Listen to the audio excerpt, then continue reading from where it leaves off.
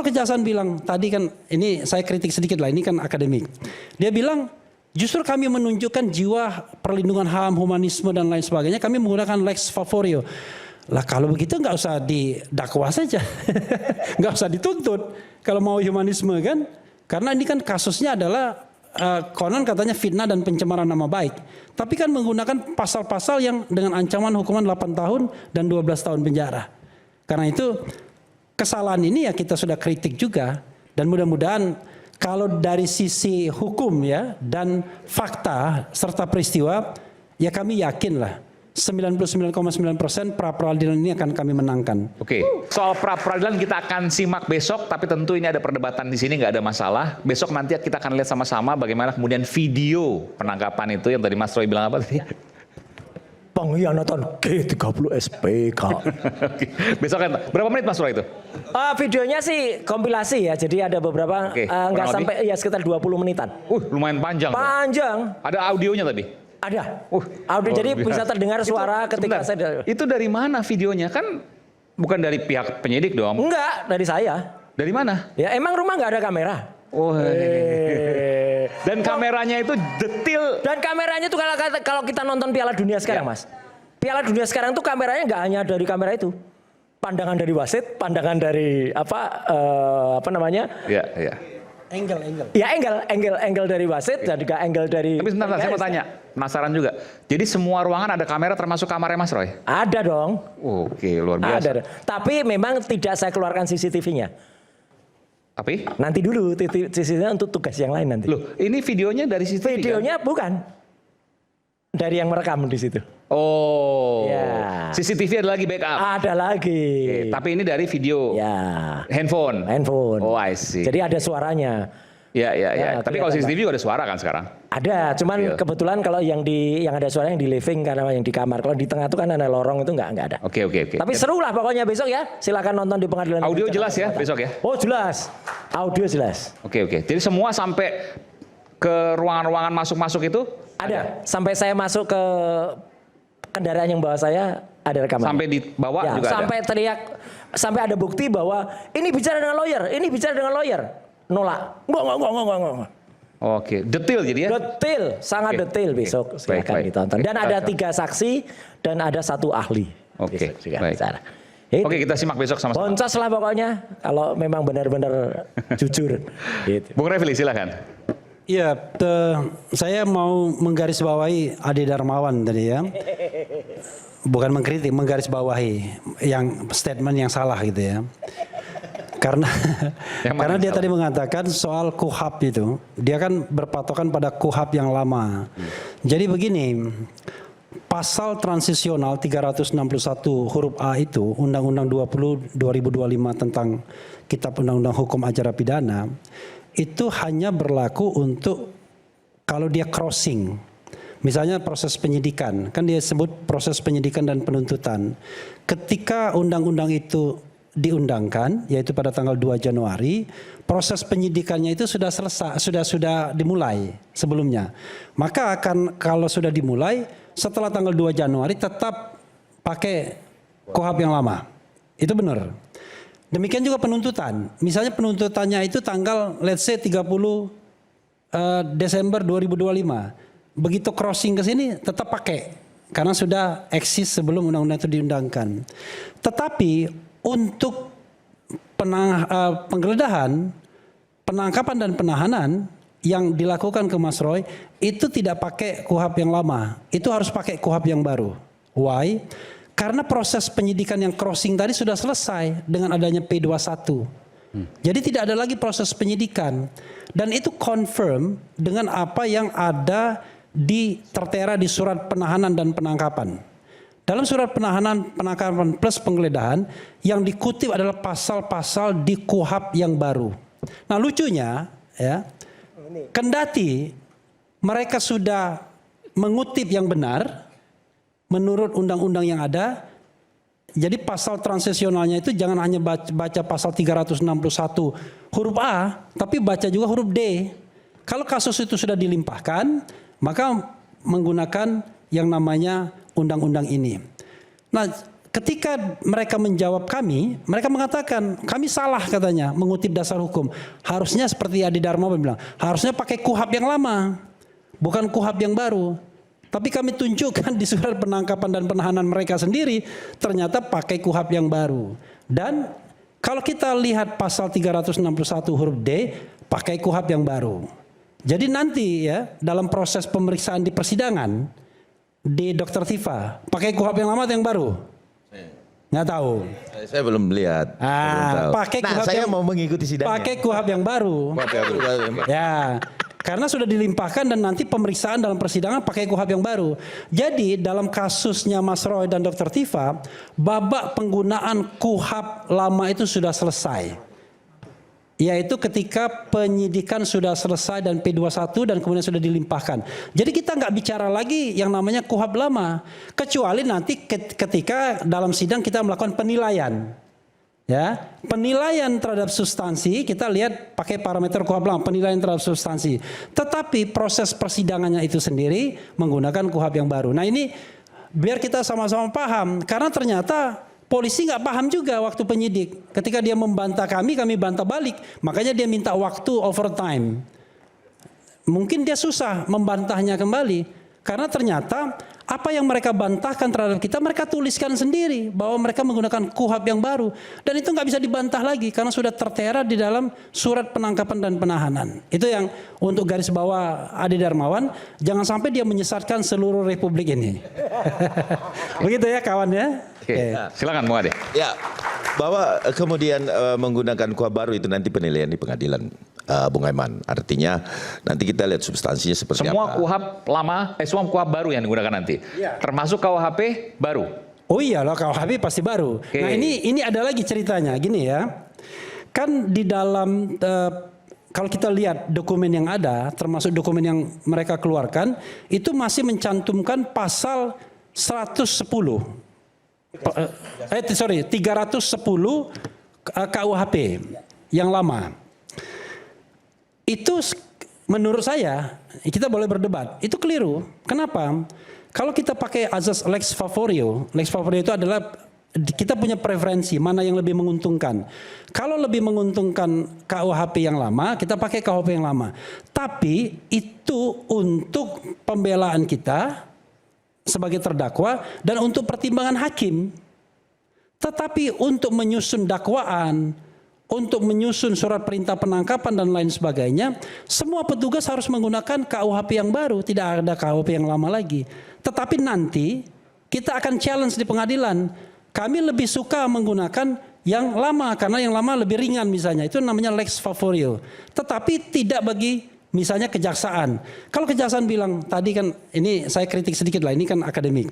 Dia bilang justru kami menunjukkan jiwa perlindungan HAM, humanisme dan lain sebagainya, kami menggunakan lex favorio. Lah kalau begitu nggak usah didakwa saja, nggak usah dituntut kalau mau humanisme kan. Atau menggunakan pasal-pasal yang memang betul-betul ringan. Karena ini kan kasusnya adalah konon katanya fitnah dan pencemaran nama baik. Tapi kan menggunakan pasal-pasal yang dengan ancaman hukuman 8 tahun dan 12 tahun penjara. Karena itu kesalahan ini ya kita sudah kritik juga. Dan mudah-mudahan kalau dari sisi hukum ya dan fakta serta peristiwa, ya kami yakinlah 99,9% pra peradilan ini akan kami menangkan. Oke. Kalau seandainya menang, kan nggak berubah apapun. Nah, oke. Karena ini post factum kan, sudah Ya. terjadi. Tidak hanya post waktu, memang sudah lewat karena sudah pelimpahan kan. Jadi gini, ada asbabun nuzulnya yang saya katakan tadi. Kita sudah menyampaikan pra peradilan ini ketika Mas Roy dan Dr. Tifa ditangkap. Tetapi kemudian ada perbedaan keputusan. Mas Roy tetap, Dr. Tifa menarik. Dua-duanya sah. Dua-duanya bagus karena tidak perlu juga dua-duanya maju pra peradilan untuk mempermasalahkan hal yang sama kan. Tapi kalau soal penangkapan dua-duanya penting untuk diri mereka sendiri. Nah sekarang yang kita persoalkan itu adalah sebuah proses penegakan hukum yang benar. Termasuk tadi menggunakan KUHP lama, KUHP baru, kemudian proses penggeledahan, penangkapan dan penahanan yang benar. Jadi ini bukan hanya untuk kepentingan Mas Roy, tapi untuk kepentingan kita semua nantinya. Jadi nanti kalau kita mengalami hal yang sama, ya kita tidak diperlakukan seperti Mas Roy yang katanya seperti Ahmad Yani dalam G13 PKI itu ya.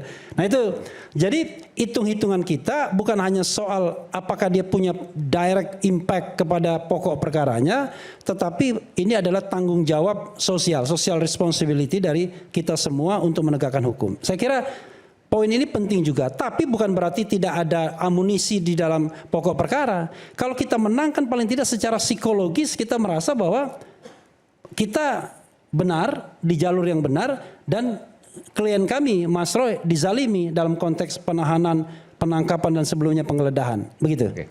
Baik. Silakan. Oke. Boleh mau tambahkan? Boleh. Silakan. Bingung. Oke, ini tentang apa ya, pra-peradilan? Pra-peradilan dulu. Jadi pertama untuk pra-peradilan kalau kami sendiri menghargai ya upaya hukum yang diajukan oleh rekan-rekan sejawat sebagai penasihat hukum tersangka, karena itu memang upaya hukum yang dianut oleh hukum acara pidana kita dan itu adalah forum yang tepat untuk menguji. Ya. Jadi itu silakan saja untuk dilakukan. Sekalipun kalau kami berpandangan memang ini agak berlebihan. Ya, berlebihannya kenapa? Pertama, karena biasanya seorang advokat itu mengajukan upaya peradilan itu untuk memastikan agar upaya paksa itu terhenti. Artinya upaya paksa itu masih berlangsung. Sementara di perkara ini kan sebenarnya dengan dilimpahkannya berkas secara otomatis upaya paksa sudah terhenti. Tadi kan juga sempat dibahas itu. Sesuatu yang sudah terhenti apalagi yang mau dicari ya. Kecuali ada yang bilang wah ini hanya sekedar untuk mendiskreditkan, ada juga untuk lesson learn publik, itu ya semua pendapat boleh-boleh saja ya. Dan kami hargai itu. Jadi menurut kami agak berlebihan satu itu. Kedua, kalau mempersoalkan soal penahanan, kenyataannya penahanan ini kan juga tidak berjalan gitu. Karena sudah dilakukan pembantaran, secara fakta pun tiga malam itu kan mereka tinggal di VVIP-nya rumah sakit. Tidak pernah di sel. Bukan bermalam di sel, jadi secara kerugian material kan masih dipertanyakan. VVIP rumah sakit. Loh katanya begitu, nggak tahu. Katanya di rumah sakit VIP atau apa gitu ya. Artinya secara material juga tidak ada dampak gitu ya. Lalu yang ketiga kalau bicara ada penangkapan seperti G13 PKI ya, kalau kata Bang Roy, saya kok kayaknya ini agak hiperbola ya. Karena kalau film itu kan saya dari SD nonton itu gitu ya. Ada yang dipopor senjata, ada yang diseret, ada yang dipukul. Kayaknya sih nggak begitu gitu ya. Bahwa penangkapan ya kami juga sering lah mendampingi klien dan ditangkap. Semua orang namanya ditangkap secara psikologis pasti merasa tertekan dan ruang geraknya dibatasi. Ya. Itu sudah memang seperti itu gitu ya. Dan menurut saya sih penangkapan di jam 7 itu masih dalam taraf wajar. 7 pagi. Wajar. Kadang ada penangkapan jam 12 malam. Ya. Ada. Dan itu nggak lagi tidur dibangunin apa itu melanggar HAM kan nggak juga. Jadi bahwa jam 7 Bang Roy belum mandi, belum sarapan ya mungkin karena mungkin memang seperti itu. Padahal katanya sudah sholat subuh. Buktinya Bu Tifa jam 7 udah cantik tuh. Udah siap gitu ya. Jadi ini kan tergantung lagi. Mau ujian. Orang masing-masing punya gaya masing-masing, itu tidak bisa menjadi parameter. Bahwa saya nggak mandi, saya nggak sarapan. Saya pikir itu ya nanti silakanlah majelis. Tapi ini kalau kacamata kami melihat ini agak-agak berlebihan gitu ya. Dan ini juga confirm apa? Buktinya hanya beliau yang melakukan Bu Tifa enggak. Menjadi aneh gitu kan. Ada perbedaan upaya hukum ya. Terus juga perbedaan persepsi contoh. Ya kan kami mencermati aja ya. Bu Tifa menggunakan rompi, Pak Roy nggak menggunakan rompi. Itu punya reason, punya alasan, punya tujuan. Termasuk hari ini juga upaya hukumnya berbeda. Saya dapat informasi terakhir dari Pak Katiri, penasihat hukumnya pun sudah berbeda. Nah justru kami, ya kalau kami sih buat bukan menjadi concern kami lah. Apalagi soal upaya paksa dari awal kami udah bilang itu kewenangan penegak hukum dan itu tanggung jawab penegak hukum. Ya, kalau dilakukan dengan amanah akan dilindungi, tapi kalau tidak amanah juga harus dipertanggungjawabkan. Makanya kami tidak mau masuk ke arena itu. Nah, cuma yang menjadi concern kami, kembali kalau kami pokok perkara, Mas Aiman. Dengan adanya pra, rupanya ada yang memanfaatkan ketentuan KUHP baru yang bilang memang dengan upaya pra maka terjadi penangguhan pemeriksaan pokok perkara. Dan ini sekarang sudah terjadi nih, terjadi jeda antara pemeriksaannya Dr. Tifa dengan pemeriksaannya Pak Roy. Dalam beberapa pra itu biasanya selesai 2-3 minggu dalam konteks tidak ditahan. Sehingga kemarin berpikir, waduh ini kalau berjeda sampai 3 minggu berarti agak jauh juga nih jedanya ya. Untuk Pak Jokowi juga harus 2 kali datang, ini juga selain merepotkan secara lawyer ada strategi litigasi gitu ya. Biasanya dengan cara Bu Tifa di depan, nanti Ibu Tifa yang pembuktian duluan, Ibu Tifa yang divonis, Pak Roy yang akan mengambil manfaatnya. Contoh, pemeriksaan saksi A di sana kurang sempurna, di Pak Roy akan disempurnakan. Pemeriksaan ahli A yang Bu Tifa di sana nggak bisa diperbaiki di Pak Roy. Jadi itu sebagai lawyer biasanya strategi itu. Nah, kami sedang mencermati apakah ini bagian dari strategi itu. Itu sah-sah saja ya. Tapi kami akan tentunya menjaga agar tidak merugikan kepentingan saksi korban gitu ya. Jadi justru kami melihatnya kacamata itu. Kalau pra monggo kerso silakan aja. Tapi terkait dengan pokok perkara kami sedang terus melihat apakah kecurigaan kami benar adanya. Tentunya juga kami sebagai lawyer memiliki strategi juga dan kami akan berkoordinasi dengan pihak kejaksaan. Gimana? Jadi ini kenapa kemudian pengacaranya Mas Roy dan pengacara Dr. Tifa itu berbeda? Ya, ini ada beberapa fakta yang kita lihat ya. Ada perbedaan satu pra tidak pra. Kan jadi kan dari awal tadi satu pra peradilan, satu tidak pra saya bilang peradilan. ini berlebihan. Nah, ternyata pandangan ini kan lebih kurang juga Bu Tifa tidak melakukan pra. Ya mungkin pemikirannya sama juga, tidak berlebihan, agak berlebihan kalau lihat pra. Jadi udah perbedaan cara pandang satu. Satu. Kedua, waktu dalam proses di mana di Polda dan rumah sakit kalau kita lihat kan ada beda style juga nih.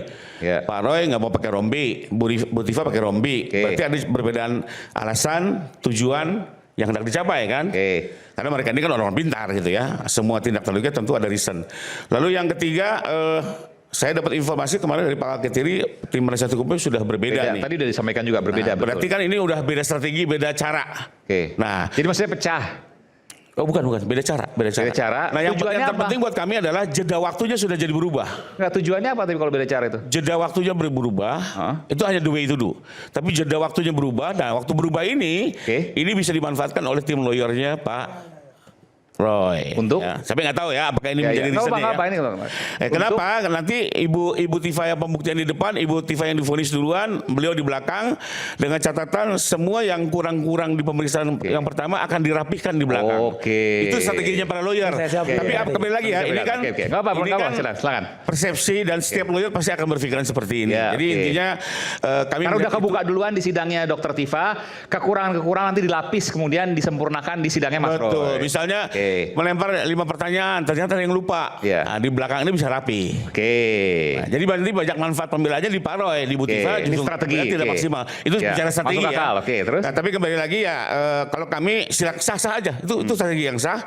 Tapi tentunya kami juga akan mengantisipasi. Kami akan bekerja sama dengan teman-teman kejaksaan karena hari ini kan semua kepentingan hukum Pak Jokowi sudah diambil oleh jaksa. Kami akan berkoordinasi, akan mengingatkan tim jaksa bahwa ini seperti ada strategi seperti itu sehingga perlu kita imbangi agar paling tidak dalam persidangan kita harapkan adalah kebenaran akan terbuka, keadilan dapat diwujudkan dan seluruh permainan tidak bisa menggeser keadilan itu sendiri. Itu tujuan kami. Saya tambahkan sedikit. Nanti saya beri kesempatan. Tapi saya ingin tanya gini, kalau sedemikian berarti ada di benak Anda bisa merugikan saksi korban dalam hal ini Pak Jokowi? Ya, tentunya. Tentunya dong. Di mana kemudian supaya publik juga tahu, di mana kerugian yang akan dialami oleh Pak Jokowi dengan strategi seperti ini versi Anda? Bahwa Dr. Tifa maju duluan, belakang disempurnakan oleh Mas Roy Suryo. Ya, harus datang. Nanti pertanyaan-pertanyaan akan lebih dimatangkan di sesi kedua. Artinya maksudnya begini, kerugiannya adalah hukumannya tidak sesuai dengan yang diharapkan atau gimana? Nah, bukan dari segi teknik pembuktian ya. Kalau hukuman kan menurut saya itu kan udah ranah kan artinya gini, kalau seandainya disempurnakan artinya bisa jadi tidak terbukti apa yang dilakukan Mas Roy dan kawan-kawan. Kalau ada penyempurnaan itu kan yang dikhawatirkan. Bukan jadi itu. Gimana? Bukan soal terbukti. Kalau terbukti tidak terbukti itu fakta. Mau apapun ilmunya ya fakta adalah fakta ya. Tapi maksud saya adalah teknik pendalamannya, teknik tanya jawabnya itu akan lebih dikomprehensifkan di sesinya Pak Roy sehingga pembuktiannya Pak Roy nanti bisa lebih maksimal dibanding pembuktiannya Ibu. Yang ujungnya adalah? Ujungnya ya nanti kembali ke fakta hukum yang bisa diambil oleh hakim. Tentunya bisa jadi berbeda. Meringankan atau bahkan mungkin bebas dan seterusnya. Menurut saya sih, saya berkeyakinan ya kalau untuk bebas Ini kok kayaknya lain, agak-agak ini. berat ya. Tapi paling tidak bisa lebih meringankan ya. Dan kembali lagi Oke, ya, kalau paham. untuk Pak Jokowi sebenarnya untuk pemidanan bukan concern beliau, tapi beliau Tapi gini, lebih ini kepada bayangan saya awam. faktanya. Kalau seandainya memang ada fakta, mau seberapapun sempurna, kalau memang salah, pasti salah. Yes, that's Tapi right. kalau seandainya fakta, kalau memang benar, seberapapun disempurnakan, ya pasti memang benar. Artinya strategi itu bagi saya secara logika harusnya tidak perlu dikhawatirkan. Iya. harus.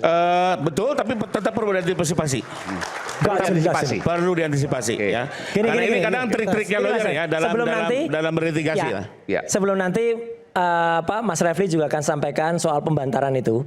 Saya ingin tegaskan hal yang sangat penting. 1 jam sebelum siaran Rakyat Bersuara itu, ini sekaligus saya jawab ya. Isu-isu atau hoax yang beredar. Bahwa saya dan Dr. Tifa pecah, sama sekali tidak. Kami barusan bertemu di salah satu rumah makan Bobrek. Ya, dan ada live YouTube beberapa di antaranya. Ada Roy Suryo update, Langkah update, Ugroseno Tribrata dan lain sebagainya ada di situ. Kami menyatakan ya, tidak ada yang pecah sedikit pun. Saya dan Dr. Tifa sangat saling membersamai, bahkan saya minta izin ke Dr. Tifa, Dok, mohon izin nanti hari Kamis saya nggak bisa datang karena masih ada pembuktian di pra-peradilan. Demikian juga Dr. Tifa. Jadi tidak ada yang namanya pecah. Tim hukum kami tetap kompak. Ya, TPDT di Bapak Alkatiri. Kemudian saya di bawah Tokham. Ada juga tim Troya yang dulu ada. Dan bahkan ini saya buka aja. Teman-teman yang tergabung dalam TAKA itu masih juga tetap untuk non litigasi. Jadi masih ada teman-teman. Bahkan ada beberapa dari sana yang pindah ke sini, dari sini pindah ke sana biasa. TAKA itu apa? TAKA itu tim anti tim advokasi anti kriminalisasi akademisi. Ya, di sana ada Mas Petrus, ada Ahmad Kosinudin, ada juga Mas Medi yang mau pindah ke sini, balik lagi ke sana. Ada, nggak apa-apa. Itu namanya sah-sah aja. Ya, teman-teman juga sama. Pendukungnya juga sama. Yang kata respon dibayar 100.000 itu. Ya, maka respon itu kita tunggu, mon. Datang sekali lagi. Ya, jangan pengecut. Ya. Udah pengecut, kalau enggak nanti kamu pakai aja, pakai daster aja nanti untuk. Nah, satu lagi yang penting lagi. Kalau tadi Pak Rifai mengatakan bahwa itu strategi, enggak Pak Rifai. Ini adalah konsekuensi dari KUHP yang baru kan. Jadi ketika ada praper, ya pokok perkaranya harus nunggu.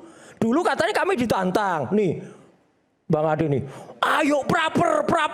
Oke, kita sekarang mau praper Mas. Itu, jadi itu jadi artinya apa? Kalau itu konsekuensinya apa? Jokowi harus hadir 2 kali. Itu untuk membuktikan janji Jokowi. Katanya mau hadir saat sidang. Datang ayo. Jangan main Zoom. Jangan main Zoom, Pak Rifai. Maksudnya main Zoom apa? Dia nggak datang kemudian dia cuma pakai Zoom. Oke. Nggak bisa. Emangnya ini COVID pakai Zoom? Ya. Atau cuman nggak datang pakai berita acara sumpah. Kalau seandainya nanti akhirnya Pak Jokowi pakai Zoom, apa yang akan disampaikan? Oh, kita protes keras. Mundur, lebih baik mundur sidangnya. Harus datang. Dia janji kok. Saya mau hadir di sidang, tapi saya pakai Zoom. Nggak boleh. Dia kalau misalnya konsekuensinya Dr. Tifa duluan, ya dia harus datang dulu di Dr. Tifa. Andai kata dia nggak datang di Dr. Tifa, saya akan ikut tegaskan. Dr. Tifa harus gugur perkaranya. Iya, pelapornya nggak datang kok. Pelapor nggak datang, perkara bisa gugur? Bisa. Gimana? Iya, pelapor utama nggak datang. Terus misalnya Jokowi pilih, datangnya cuma di saya. Lah itu kan dia berarti pilih-pilih. Mana katanya nggak pilih-pilih. Tapi kalau dia datang ke tempatnya Dr. Tifa, terus nggak mau datang ke tempat saya, ya saya harus gugur juga. Perkaranya kita makamkan di Kalibata sana, gugur pahlawannya. Gitu loh. Jadi ini memang konsekuensi dari aturan. Maka cerdaslah dalam menjawab. Jangan kemudian asal berani atau asal ngomong yang enggak ada. Ini adalah hal yang baik. Dan di Indonesia kemarin juga sampai, ya mohon maaf, presenter senior kita Pak Karli Ilyas pun juga mengatakan ada yang ditangkap tapi kemudian lepas. Ini pertama kali. Bukan lepas. Memang kami itu tidak mau ditriki oleh penyidik ketika seolah-olah dianggap ditahan. Yang dulu Mas Aiman mungkin ingat, kalau dulu biasanya kalau nggak ditahan, ya nggak ditahan di kejaksaannya. Contohnya Haris Fathia, itu nggak ditahan, ya nggak ditahan. Sekelas Rasman pun itu juga nggak ditahan loh. Ya kan? Sekarang ditahan ya sudah konsekuensinya lah gitu ya, sana-sana gitu. Tapi artinya itu nggak ditahan. Tapi Di kalau penyidik kami, ditahan, di kejaksaan nggak ditahan, padahal dalam waktu yang sangat singkat itu nggak pernah terjadi sebelumnya. tapi di penyidik memang kami itu nggak layak ditahan. Berkasnya sudah jadi P21. Apa alasan penahanannya? Nggak ada. Dicari-cari saja alasannya. Sampai ada drama yang kedua, yaitu ketika malam-malam di rumah sakit jam 10 malam kami mau dibawa kembali ke rutan, ya, kamu mau dibawa ke Tahti. Ini kan jahat banget ini. Jadi nggak ada, jadi memang nggak ada penahanan gitu loh. Tapi untuk jelasnya soal Bantar, mungkin Mas Refli bisa sampaikan tadi, yang soal pembantaran tadi. Ya. Oke, nanti setelah jeda ya. Setelah jeda. ya, Oke. oke. Sekaligus juga saya ingin bertanya secara detail. Bagaimana kemungkinan Pak Jokowi apakah akan hadir di sidang Dr. Tifa Kamis dan seterusnya nanti, dan juga Mas Roy, atau hanya sebatas Zoom? Respon saja nggak hadir, apalagi Jokowi di sini. Kita akan simak nanti. Isu hangat kadang bikin penat, apalagi kalau tidak bisa mencerah dengan cepat. Jangan lupa secangkir kopi yang hangat dan nikmat untuk menemani kebersamaan dalam program Rakyat Bersuara. Bersama saya Aiman Wicaksono, saya akan kembali sesaat lagi.